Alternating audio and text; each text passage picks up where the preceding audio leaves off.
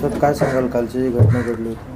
कल्याण डोंबिवली महापालिकेच्या परिक्षेत्रामध्ये भटक्या कुत्र्यांचा प्रादुर्भाव मोठ्या प्रमाणात वाढला असल्याकारणाने त्या ठिकाणी हे भटके कुत्रे लहान मुलांना, मोठ्या माणसांना आणि महिलांना चावतात. वारंवार महापालिकेमध्ये ते नागरिक तक्रार करतात, परंतु प्रशासन याकडे पूर्णपणे दुर्लक्ष करते. आता हे छोटा मुलगा आहे, ही घटना आहे. परवा दिवशी एक मोठ्या मुलाची घटना झाली.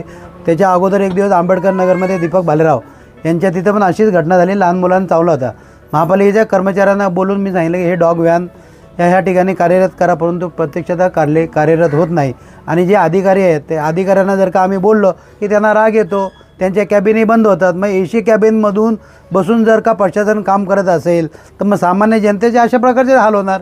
जनतेला कोणी कैवारी आहे की नाही, हा माझा स्पष्ट आरोप आहे. आणि महापालिकेचे आयुक्त महोदय आहेत त्या तर जनतेच्या प्रश्नाकडे टोटल दुर्लक्ष करतात, असं माझा स्वतःचा स्पष्ट आरोप आहे.